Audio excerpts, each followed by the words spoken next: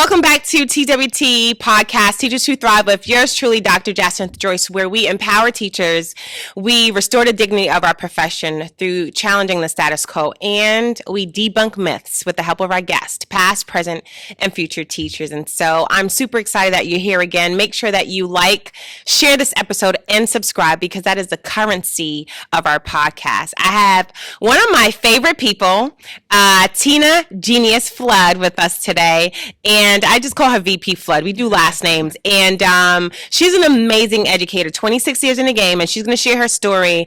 But again, how we do here, we believe in thriving. So we believe that you were not created to survive, but you were born to thrive. And so our guest today, VP Flood, is the epitome of thriving. All around her, there is this energy, there is this positivity that she impacts everyone she meets. And so I believe our friendship started about 5 years ago, but I do feel like I've known her for a lifetime, because that energy, that positivity, and her perspective on transformational leadership, not transactional. And she'll explain it. So we just kind of want to say, Tina, welcome to the show. Welcome. Thank you. Thanks for having me. Oh, you are most welcome. And first and foremost, I want to ask first and foremost this question of all of our guests. When you hear the phrase teachers who thrive, what comes to mind? When I hear the phrase, I almost am inclined to change the word thrive to teachers who grow. Okay. Right? Because I believe that in education, we're always talking about the effect, right? And how our teachers should affect student learning.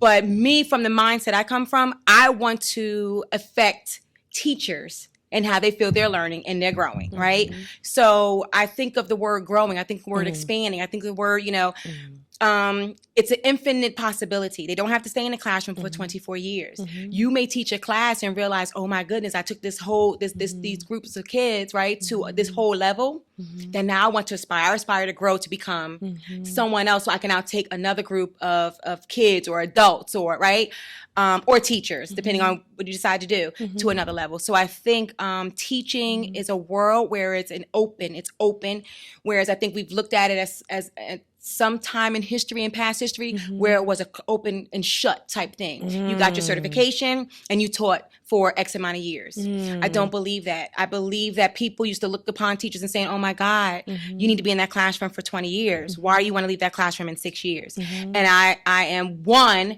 who embraces a teacher who reflects not just on what they do in the classroom, but reflects on their professional growth and professional wants and needs. And no matter if they've been in that classroom for 6 years, for 7 years, for 3 years, for 2 years, I need them to go where they feel they need to grow, because you cannot have an effective teacher in a classroom who does not want to be there. Oh, now we're going to take a pause, because you said a lot of great things. You talked about growth. And here at Teachers Who Thrive, we do believe that thriving is doing the best you can with what you know and with where you are. And so that growth aspect, right? Not mastery as we knew it for years past. It was always about mastering. Now it's focusing on growth. And I love how you talked about this mentality of like open and shut. It's like a one-time thing. You are in the classroom and then you remain there. But that growth about like reflection. Well, maybe my gift is, or my calling is, to step outside the classroom, make bigger impact. Or maybe my calling is to remain on the front line, boots on the ground, making that impact and watching students grow. And I just love how you said, no matter really where you find yourself or where you feel like you're called to, it is just growing to your capacity, not a capacity maybe someone has identified. And so can you share about your story, your capacity and where you start out in education? Because 26 years in education, that is definitely not an easy feat. That is not something that I would say you hear of now because of the demand of education and demand on educators. But talk to me about the path that you took to grow into this educator you are now after 26 years. But where did you start?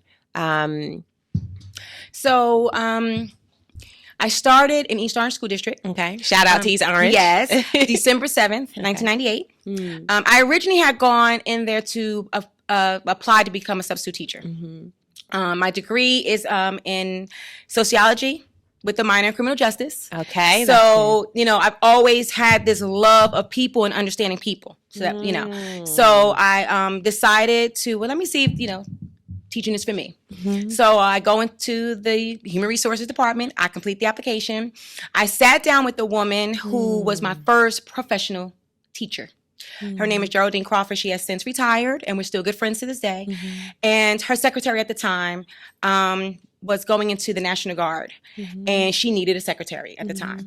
And so we met. We had a good time. We interviewed. She comes back out, and she says, listen, my secretary is leaving. She is going into the National Guard. I need a secretary. I love your personality.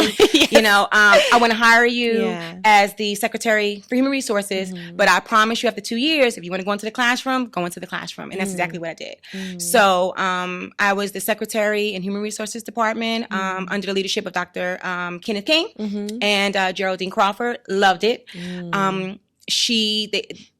They were no nonsense. So at the age of 22, I will tell you, I don't know the exact number, but I can tell you in the 2-year period, I know I racked up a lot of sick days. And I think out of that 2-year period, I may have taken off a total of 5 days. Wow. I was a 22-year-old with a young son. My son was born in 1994, so he was 4 at the time. Wow. I made it to work on time.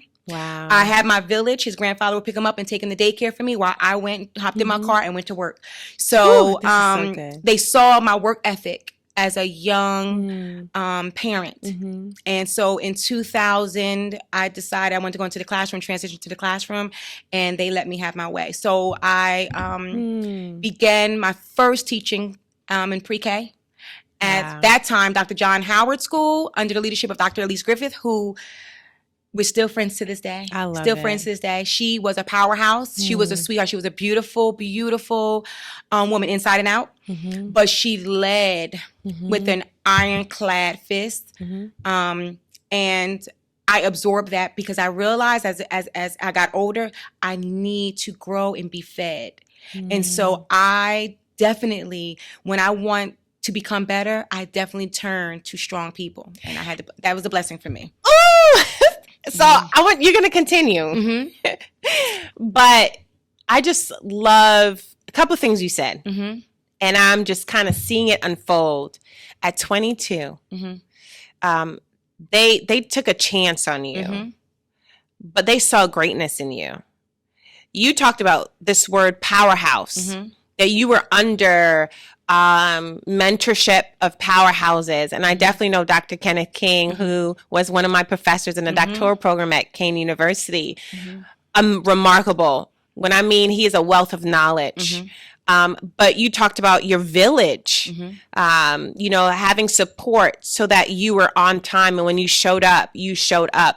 And you still exemplify those qualities to this day. And so I think it's just really amazing just to harvest or to elevate that it is not defined by your age or your circumstance, but I do believe your community and what they saw in you, they really poured in. It wasn't this competitive nature. Let me hold back. Oftentimes they're gatekeepers. Let me not give too much information because I don't want her or them to supersede me. But it was like you were surrounded by people who invested in you because they wanted you to grow. Absolutely. And how they even spoke into you to say just 2 years here.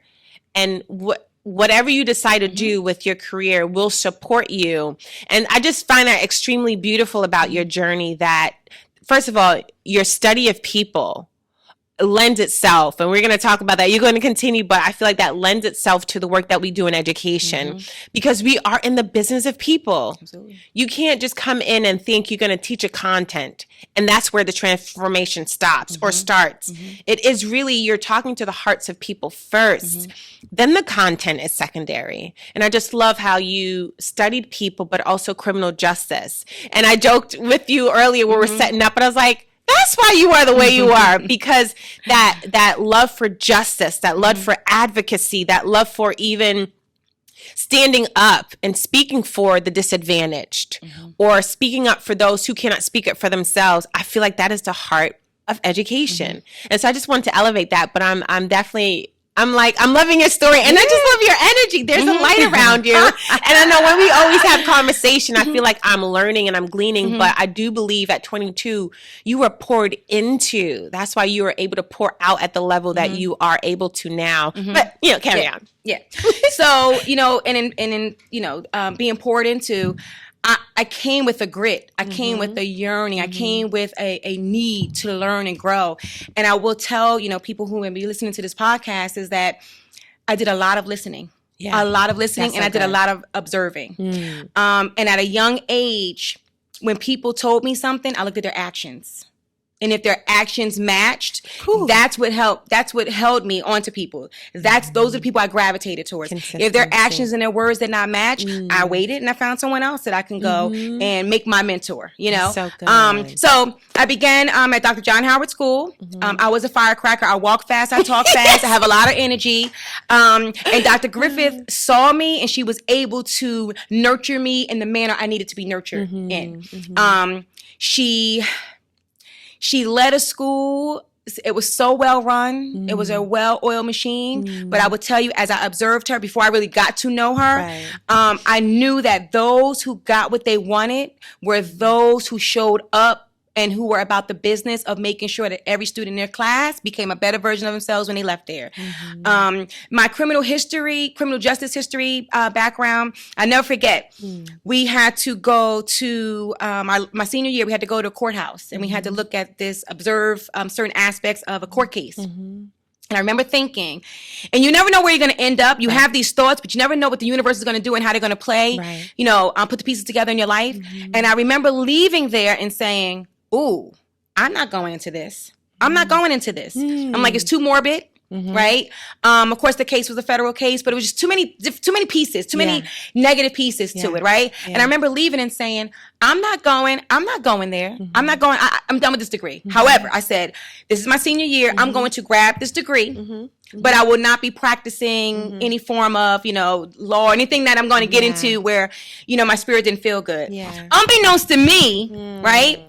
By me feeling those feelings, the universe felt it and it gravitated, and pulled me to the world of education. So I say that my criminal justice background and what I felt I wasn't willing to do is because I wanted to nurture the minds and the souls and the spirits. Before all this SEL came into play, I was already doing that, so I was already giving kids what they needed. I was already positively impacting the social and emotional, minds of my students, of my learners, right? And the reason I was able to do that is because I said, let me give of all of me so that they don't end up in that courthouse, right? So I never knew why, I never knew the importance of being in that courtroom. At that time, I just thought it was something I had to do because it was part of my academic curriculum to fulfill, my certificate and my, my diploma, right? But it didn't occur to me till years later that I'm like, that's why I saw that. Because it put in me a charge to make sure my kids, any kids that come in my classroom, even if they leave my classroom, right, and engage in certain things and they think they want to end up there, they will never end up there, because I have put such a powerful force in them and instilled such powerful things in them that they'll think about, what would Miss Flood say? What would Miss Jenious say? Because depending on where you are, I was Flood, I was Jenious in East Orange, and I'll tell you about the other story. And I've been Flood in Plainfield and Piscataway. But I know they always think about, I gave them things to think about as to why my kids would never end up there. Right? So can I? Oh my goodness. Listen, we're literally only like 15 minutes into this conversation and you're dropping so many gems. So please like, share, and subscribe. This is the currency of this conversation, and you're so blessing me. And I really believe nothing is ever wasted. All the things that we've experienced as human beings, but let's keep it to education. Everything that an educator or a teacher experiences is never wasted. And it lends itself so real and so true to the power of you going into criminal justice and you having that experience, it's like, whoa, this is morbid. This is not something that I can see myself doing daily, but let me use what I've seen, what I've experienced to then bring that into my next experience, and how you understood the school to prison pipeline before it became a thing. Before it became a reality. Like, you understood the gravity of how schools are that transformation. Like, it is the power to redirect decisions, souls, dreams are actualized, discovered. And I feel like and you talked about the grit that you came in, and how you observed and you listened and you took notes and you reflected. I feel like that comes from, I want to say it comes from criminal justice, but I feel like you brought those skills into how you approach education. And I feel like that's extremely powerful because, like you said, you knew what it could be for some students if there was not someone who was like the interceptor, the one who mediates, the one who intervened. And because you knew the end, what it could be, you said, I'm going to stand in the gap. I'm going to intervene. I'm going to intercede so that what could have been will not be for these kids. Absolutely. And that is like the power of teaching. That's the power of really the heart behind like Teachers Who Thrive, Teachers Who Grow, Teachers Who Reflect is, I know that when I stand in front of my students, when I stand in front of teachers, if you're in administration, when I stand before parents, they will know that I'm standing in the gap, because I know that from what I do in the classroom, how I teach, how I show up, how I give of myself, my kids will be better because they came in contact with me. Absolutely. And I just want to say thank you. Absolutely. Oh, I'm so stirred. Go. I wanted to. So now I'm going to explain to you why I became a powerhouse. So Dr. Griffith, she allowed me the opportunity to make decisions. I was a pre-K teacher at the time when I first got there, and I never forget. I had an amazing teacher assistant. Her name was Rafaela Amaro. You right? can call out everybody's name. She was amazing. Because I need to get that. Let me tell you something. I need people to know. Who inspired me and why I sit here right now. I need them to know that they had a part of who I am. So who they see, they had a part of. They played a part, right? So I remember going to Dr. Griffith one day and I said, listen, I said, I've been talking to my team about maybe having like a moving up ceremony for pre-K students. And half of my team was not with it. They didn't. Some of them didn't believe that pre-K should have a moving up. We should wait to kindergarten. And I said, no, I want to celebrate them. I see the growth in them, right? I want to celebrate them. And also, I knew the histories. I knew the backstories. I knew behind the scenes.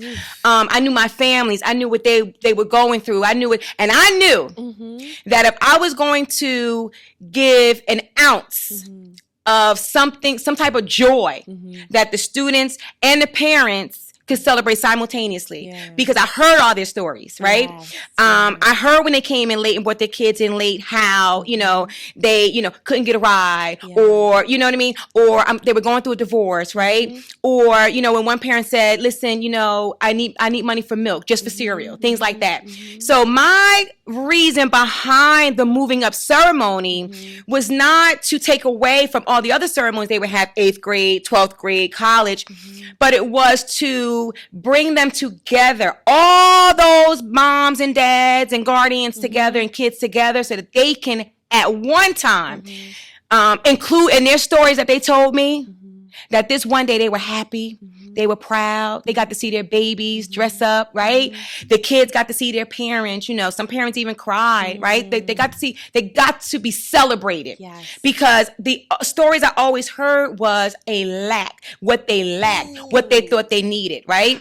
And I wanted to give them something that they can add to their story, hoping that if they went and spread that story about how, good their kids are and how good spread that positive story without them knowing, because I know what happens when you spread positive news, that their lives would change, even though they didn't know where it came from, right? Even though they didn't know that they're positive, they now have something positive that they can go out and talk about, right? Instead of all the other things that would bog them down, that their life would change, because I know when you spread positivity, just like you spread negativity, it multiplies in your life. So that was the main reason for me, asking, Yeah. can I celebrate my students? Because it gave me an opportunity for my parents to come in and put down everything that they were dealing with and smile. Yeah. And when they walked out that room and picked up that phone to call somebody and say, oh my goodness, I just came back from, an amazing celebration, at Dr. John Howard School. From that moment they started saying that, they don't even realize their lives are changing for the better. Ooh. Right? Because they had that 17 minutes, an hour, 2 hours where they did not talk about the negative in their life. They talked about the positive in their life. So maybe, I don't know. But if I ask, I'm pretty sure something happened. So maybe that person that needed some milk, maybe she found $2 and she was able to buy that milk, right? Maybe that next day when you needed that car ride, you were able to get that car ride because out of speaking positivity, it shifted their lives. So that was my backstory for wanting to make sure I gave my parents who had troubles an opportunity to celebrate, to change their lives universally without them even knowing it. And I just saying that. I'm sorry. I just know. It's so good. I love what I do. I just so love you. But even how do you say this? Because I understand with my nonprofit Rare, we do a celebration ceremony, and I've heard and working in middle school, they're just moving on up. We're not going to do a big thing. They'll get the graduation, but understanding the lives that some of our students come from, you gave them an opportunity to be represented in front of their family in a different light. Hearing the conversations, parent conferences, calls, parents dealing with lack, the deficit mindset, maybe always hearing you're not going to come out to anything or not seeing something different around you, that becomes your narrative. But you even just celebrating them for that 17 minutes, you even gave parents another perspective of their students just by celebrating the good or the growth. That go back to that growth part. And so that's just so powerful. But carry on with your story. So even now you're in teaching pre-K. How now you're vice principal? What was that transition like, and why move out of the classroom? What even prompted you to? So I'm gonna tell you, it was that event, that pre-K event, that let me know I could do anything. And from there, it was like it almost poked the bear, right? Because I want to tell you that day it was standing room only. We transformed. Now my assistant, who was never stayed late, she came in that evening and transformed our classroom into like a nice setup for them, right? We gave out inspirational certificates. Oh my God. Right? So we gave our King of Armor certificates, and it matched their personalities, right? So we even changed certificates. It wasn't just a certificate like, completion. No, because completion means you're done, and we're never done. So my certificates were certificates that really showcase who they were, right? So anyway, so from there I was like, wow, and she let me see what I could do. Because it was something that I planned in my head that my assistant helped me bring to fruition. It was her trusting me to say, okay, Flood, go ahead and do it, right? And then it was seeing it done and seeing the impact that it had, that, oh, okay, I could do it. This is fun, right? This is fun. So then from there, I became a first grade teacher, and in the same school. And so each year I would see my kids grow and grow and grow. And I always used to say, when I reflect, I know there's more to me than this. I know there's more to me than this. I know there's more to me than this. And so from East Orange, after I had my, educational journey in East Orange, I left in 2008. And I decided to transition to Plainfield Schools. Shout out to Plainfield. Yeah, Plainfield Schools in 2009, where I then again, now certificated and everything, but I said, let me go in and see what this culture is like. And so I subbed first. Okay. I was hired as a long-term sub. Dr. Kwame Asante. Hey, shout out to Dr. Kwame. He hired me as long-term sub. I started working there, I believe, in December. of 2009. I would say by my third week, he gave me the name Decibel because he can hear me teaching my classes outside the classroom. Because one thing about me, when I get turned on, I get loud and you can hear me. And so he gave me the name Decibel, but he heard good stuff. He's also the second one that saw something in me. And by the third week, I would say, he came to me and said, you will have your contract by January. Come on. So, you know, by the time I got to him, I had it, you know, I had it. So under his leadership, he was another one. And I will say that the universe placed me perfectly. In good care. Perfectly with the people who understood me and who valued all of me, right? So and who nurtured me and who poured into me. So he gave me the opportunity 1 year. They had a Black History play every year. And I remember we had a social worker, Leola Bellazin, and she was a firecracker. And once again, a strong woman that I admired because, like I said, I can only get from strong people. I can't. That's all. Those are the only people who can feed me, right? She came to me and she knew I was new, and she said, "Ms. Flood, when we do our programs, they have to be good. Is your program going to be good?" I said, "Yes, it's going to be good." I had first grade. Along with one of my friends at the time, we hung out all the time, Cheryl Hills. We merged our two classes together. And I said, we're going to make a choir. Now, I can't sing, and she can't sing. But guess what? We can play people who can sing. And so we did Kirk Franklin. Oh. I printed out the words because I don't care how young you are, your mind is powerful. You're not reading from nobody's cue card, and you're not holding anybody's paper. Not in Miss Flood's classes. You are powerful enough, and your brain can hold a lot of space that you will memorize. So we played that song. So we played, the first one we did was Looking For You. Okay. And then the second one we did was Smile. Oh. And when I tell you, when it got to the point, right? I'm telling you.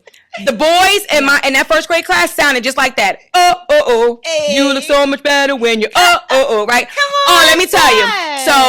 So it's so funny. So we're practicing, right? And one day it dawned on me, and I said to Miss Hills, I said, "No, we're gonna play the whole part. We need some robes." And she was like, "Listen, they had." So at that time they used to. I guess they had like fifth grade or something. Yep. And so they had robes, I guess, in the basement. So I had gone to our custodian, Mr. Pena. I said, "Mr. Pena, can you check in the basement and see if they have robes?" Once again, the universe works out, right? Yeah. So he bought me up a box of robes. We put those robes on those kids, tried them on. They looked like a choir. So the day the performance comes, and I gave the songs to our music teacher at the time, and the day the performance comes, and we're lined up, and we're walking down the hall, and Dr. Sante is coming down the hall, and he's like, "Oh." And I said, he goes, "What's this?" I said, "We're a choir. We're the Washington School Choir." And I said, "We got to play the part," because I do believe you have to play the part to the fullest, right? So we get on stage. So they had the risers. My girls were here on the left-hand side. My boys were here. And we had two classes, so it was full. It was packed. It was a big choir, right? We put that music on. And they tore it down. And so one of my students, Alterique Brown, phenomenal. He was the choir director. I love it. So everybody everybody played their position. Yeah. Now, he became our choir director because I remember him talking about how his grandmother used to take him to church. So I said, what better choir director? He knew what to do. And did he not know what to do? He led that. And when he pointed to them, "You look so much better when you, right? He pointed, and they forgot about me. When Alterique was on stage, the kids listened to him. Oh my God. To the point when Dr. Sante had gone to close out, you close out, your assemblies. He had gone to the podium to close out the assembly, and Alterique turned around and motioned to the choir to start singing, and they started singing again. And so he was not allowed, he could not at that moment close out the assembly. And they put on a show. It was, it was so powerful that teachers, by the time they got finished, teachers were in the back. Teacher assistants were in the back. I guess people heard they were phenomenal, and they ran back and told people. But by the time we turned around, it was full. It was a full house. People, teachers, and everything in the back of the room. Now, I can't sing. She couldn't sing, but they tore the house down. Yes, they did. And why did they do that? Because it was a belief. And see, people got to understand. People got to get away in teaching of teaching a content. Come on, right? Tell them. You can't teach a content. You have to teach to the soul of your customers, your client, right? The content's going to come. They'll learn the content. But once you tap into your client, that's how you produce great works. That's how you produce great test scores. That's how you produce kids who go on and become the best versions of themselves. And that's what I'm in the business of. Even as an administrator, I'm not in the business of teaching what's on a list and what's on. Teachers know what they have to do, right? Teachers know what they have to do. They know their curriculum. But in order for them to become a better version of themselves, it's my job to tap into them. So I spark things lying dormant, and then they come to me and say, "Hey, right? Hey," because and not that they're telling me, thanks, Miss Flood, you sold and you poured into me, but because I pour into them, they now the things that lie dormant. If they're a comedian, they say, "Hey, for the talent show, can I do a comic skit? Hey, for the talent show, I love art. Can I have can I do a paint and sip? Right?" People are gifted and they're magical millionaires. They just don't showcase everything until you tap into the heart of them, period. Once you tap into the heart of them, you don't even need any outside doggone PDs. You know why? Because all of the talent you have in your classroom can fulfill all you need in a school. We just, not we, I'm taking myself out of that. People who don't understand that. Yeah. Right? Who don't understand that you have to feed people's souls first. And you have to be and lead with honesty and integrity. Because I'm pretty sure people are looking at my actions. And the reason why, now that I've transferred into my space of becoming a VP in Plainfield, it's not that I went into my school and said, "Hey, I'm the VP, like me." I went into my school and fell back and said, "Hey, how can I serve? How can I support my teachers?" And I sat back that first year looking and seeing how I can be an addition to Emerson and not a subtraction. Okay. Flood. I'm sorry. This conversation. First of all, Altariq Brown, listen, I love you so much. I'm going to share this episode with him because he also did for Black History Month. He sang, I can't remember, "I see trees of green. Oh, my red roses too." And he has he has a gift. Yes, he does. Have a gift. And a shout out to you, Altariq. Yes. And then even shout out to you. And we're going to pause because we're definitely going to the next episode. This conversation was amazing. But how you were not a singer. You were not a choir director. But the belief. You talked about that. The belief. And I can imagine, I almost gave up. Oh, it was powerful. And how it was powerful. Just the, I know those little babies walking in them robes. I mean, just the beauty of it. And you said you spoke to their belief. You made them believe. Yep. And I can imagine them walking by parents, Dr. Asante. Shout out to you, Dr. Asante, for seeing things in VP Flood, seeing things in me when we didn't even see it. Nope. But I would honor you because you gave space for us. I just want to shout out to you, Dr. Asante. But even what you were saying, and this is going to close out, and it's going to go into our next conversation. Yeah, listen, stay tuned for part 2 because I'm super excited. But you spoke to, we're teaching to souls. We're not teaching to people just to fill in position and job positions for the economy to go around. No, we're teaching to dreams, abilities, and talents. And you're right. They're millionaires. It's not actualize it. They don't showcase it. But I guarantee you, when you tap into it as a teacher, you tap into that belief.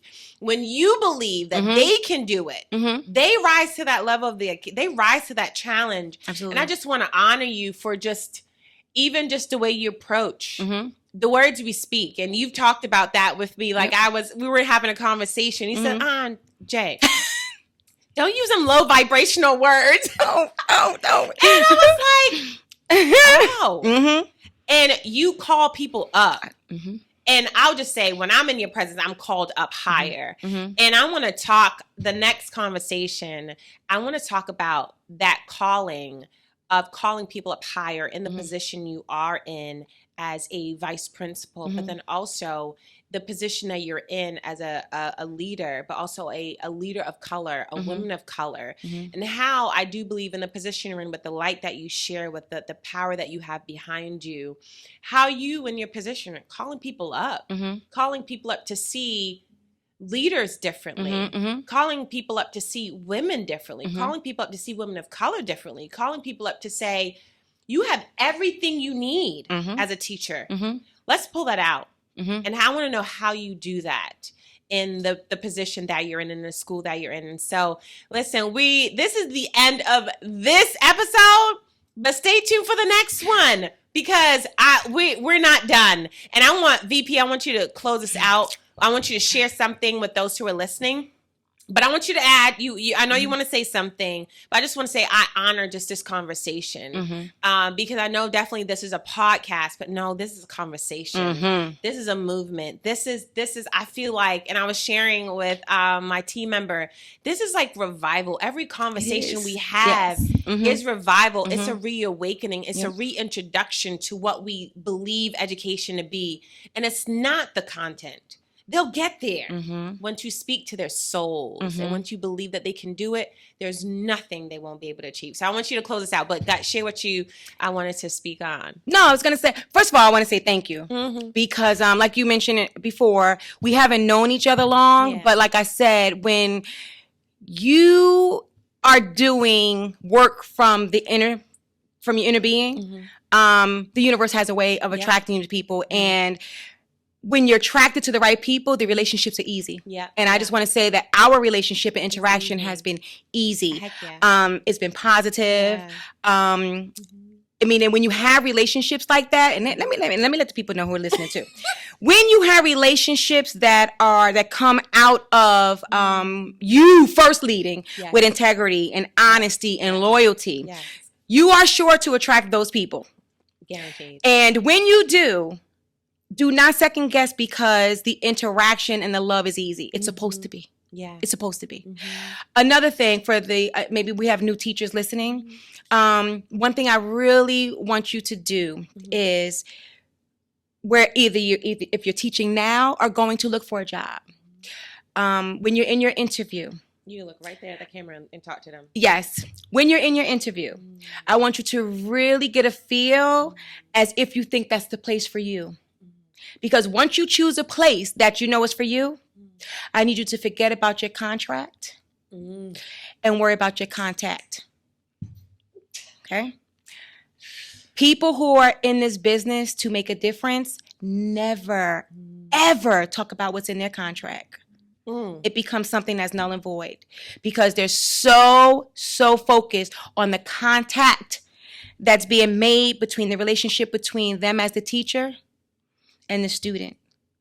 And when you learn to do that, not only will you enjoy teaching, but your results and your stories as your students continue to grow will be positive, because you've instilled in them a piece of you.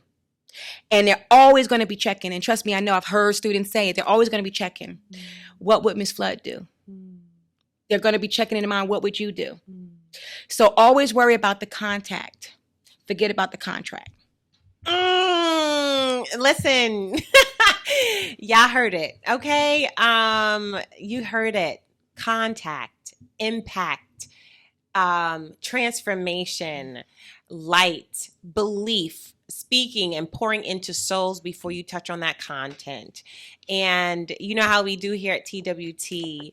We believe that you were not created to survive. You were born to thrive. You were born to make impact. And I so love y'all. Tune in to our next episode. Again, the currency of this podcast is your like, your share, and your subscribe. So share it with another educator.